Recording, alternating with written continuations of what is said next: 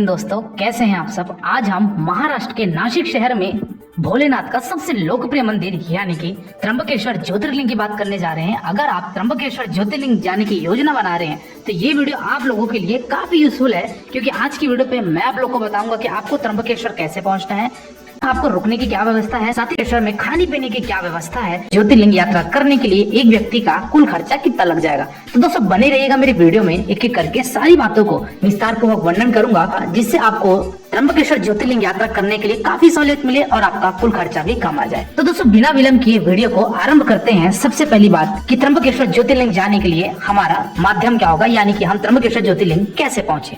दोस्तों यहाँ पे आपके पास तीन ऑप्शन है। पहले ऑप्शन की अगर मैं बात करूं तो वो है आपका बाई ट्रेन। दोस्तों अगर आप ट्रेन के माध्यम से जाना चाहते हैं तो जो नजदीकी रेलवे स्टेशन है वो है आपका नासिक रोड रेलवे स्टेशन। तो दोस्तों अगर आपका बाई ट्रेन माध्यम है तो आप नासिक रोड उतर सकते हैं। आपको देश के प्रमुख जगहों से आपको नासिक रोड के लिए ट्रेन इजिली अवेलेबल मिल जाएगी। तो आप नासिक रोड पहुंची और वहां से 30 से 32 किलोमीटर की जो आपकी बाई रोड डिस्टेंस है वो आप दूरी तय कर सकते हैं। अभी आपको मैं बताता हूं कि वो यात्रा आपको कैसे तय करनी है। तो दोस्तों सबसे पहला यहाँ पे ऑप्शन है आपके पास बस के माध्यम से। दोस्तों रेलवे स्टेशन के बाहर से आपको यहाँ पे एक सिटी बस देखने को मिलेगी, साथ ही साथ वहाँ पे आपको ऑटो मिलेगा। आपको त्र्यंबकेश्वर के लिए डायरेक्ट बस मिलती है और आपको वो त्र्यंबकेश्वर ड्रॉप कर देगी।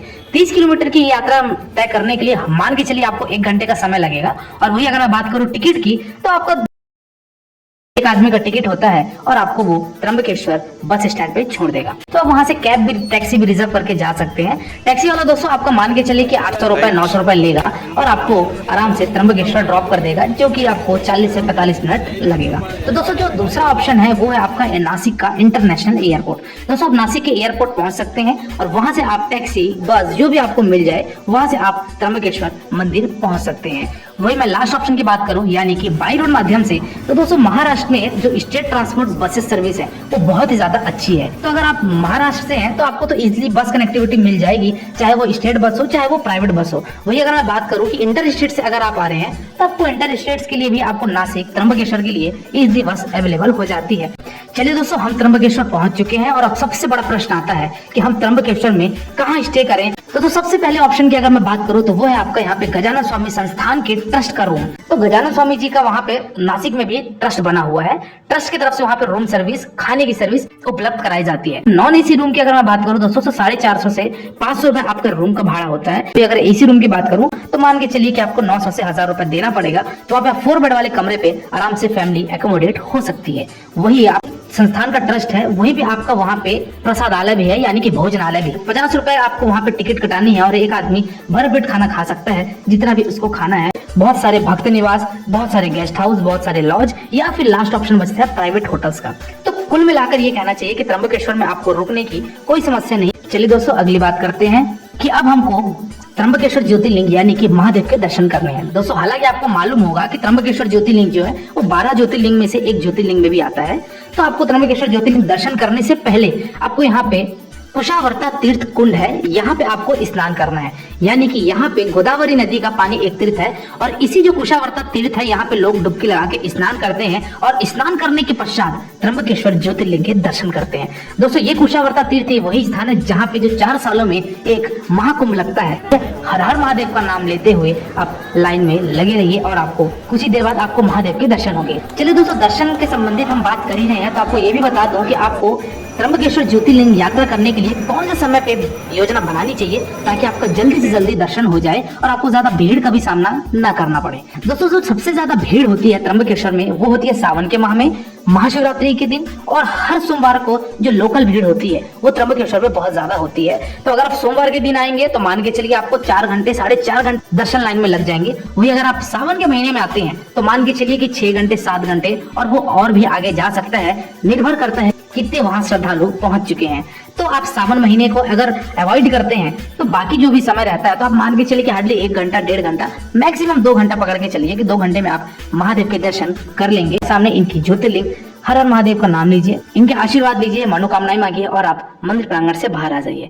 मुख्य बात यहाँ पे और एक आती है कि आपको अगर स्पर्श करके दर्शन करने हैं तो सवेरे 6 बजे से लेकर 7 बजे तक गर्भगृह में प्रवेश करने दिया जाता है, लेकिन सिर्फ पुरुषों को दिया जाता है, महिलाओं को नहीं दिया जाता। तो अगर आप जलाभिषेक करवाना चाहते हैं या फिर पूजा अर्चना करवाना चाहते हैं तो 6 से 7 बजे के बीच में आप जाके आप ज्योतिर्लिंग को छू कर दर्शन कर सकते हैं। और 7 बजे के पश्चात वापस से उसको गर्भ को बंद कर दिया जाता है और फिर आपको दूर से ही दर्शन करने को दिया जाता है। तो दोस्तों हम मंदिर परिसर से बाहर आ गए, एक परिक्रमा किए, हर हर महादेव का नाम हम लेते रहेंगे जब तक हमारी त्र्यंबकेश्वर यात्रा ये खत्म नहीं हो जाती। त्र्यंबकेश्वर ज्योतिर्लिंग में ब्रह्मा, विष्णु और महेश तीनों ही विराजित हैं। यही इस ज्योतिर्लिंग की सबसे बड़ी विशेषता है। गौतम ऋषि और गोदावरी के प्रार्थनानुसार भगवान शिव इस स्थान में वास करने की कृपा की और त्र्यंबकेश्वर नाम से विख्यात हुए। मंदिर के अंदर एक छोटे से गड्ढे में 3 छोटे छोटे लिंग हैं। ब्रह्मा, विष्णु और शिव इन तीनों देवों के प्रतीक माने जाते हैं। इस प्राचीन मंदिर का पुनर्निर्माण तीसरे पेशवा बालाजी अर्थात नाना साहब पेशवा ने करवाया था। इस मंदिर का जीर्णोद्धार 1755 में शुरू हुआ था और 31 साल के लंबे समय के बाद 1786 में जाकर पूरा हुआ। कहा जाता है कि इस भव्य मंदिर के निर्माण में करीब 16 लाख रुपए खर्च किए गए थे, जो उस समय काफी बड़ी रकम मानी जाती है। तीनों नेत्र वाले शिव शंभू के यहाँ विराजमान होने के कारण इस जगह त्र्यंबक यानी कि तीनों नेत्र वाले कहा जाने लगा। उज्जैन और ओंकारेश्वर की तरह त्र्यंबकेश्वर महाराज को इस गांव का राजा माना जाता है। इसीलिए हर सोमवार को त्र्यंबकेश्वर के राजा अपनी प्रजा का हाल जानने के लिए नगर भ्रमण के लिए निकलते हैं। पहली बात तो ये कि यहाँ पे आपको 2 हिस्सों में आपको त्र्यंबकेश्वर घूमना है। एक तो है आपका पर्वतीय दर्शन, दूसरा है आपका शहरी दर्शन। यहाँ पे जो आप त्र्यंबकेश्वर में है, यहाँ पे सबसे पहले आता है आपका ब्रह्मगिरी पर्वत, जो कि आपका 1800 फीट की ऊंचाई पर बना हुआ है। ये ब्रह्मगिरी पर्वत जाने के लिए आपको मान के चलिए कि 1500 सीढ़ियां चढ़ के जाना पड़ेगा। ब्रह्मगिरी पर्वत में यहाँ पे दोस्तों आपका गोदावरी नदी का उद्गम स्थल है, तो पता है जहाँ पे शंकर जी ने अपने जटा पटका था। यहाँ पे ये शिव मंदिर है, इसको जटा शिव मंदिर बोला। दोस्तों ब्रह्मगिरी पर्वत से ही लगा हुआ एक वहाँ पे गोरखनाथ गुफा है, तो वहाँ भी आप जा सकते हैं। गोरखनाथ गुफा से ही लगा हुआ वहाँ पे आपका नीलाम्बी देवी मंदिर है, मंटम्बा देवी मंदिर है। ये 2-3 मंदिर है, तो यहाँ भी आप इनके दर्शन कीजिए। ये दर्शन करने के पश्चात अब हम नासिक के शहरी स्थान को विजिट करेंगे। सीता गुफा सकरी रास्ता है, यहाँ से आपको झुक के जाना पड़ेगा और गुफा में पहुंच के आप सीता माता के दर्शन करेंगे बोला जाता है। तो ये पंचवटी वृक्ष के लिए फेमस है। अजनी पर्वत है, अजनी पर्वत पे यानी दोस्तों यहाँ पे हनुमान जी की माता श्री और हनुमान जी दोनों जी की यहाँ पे मंदिर आपको देखने को मिलेगी।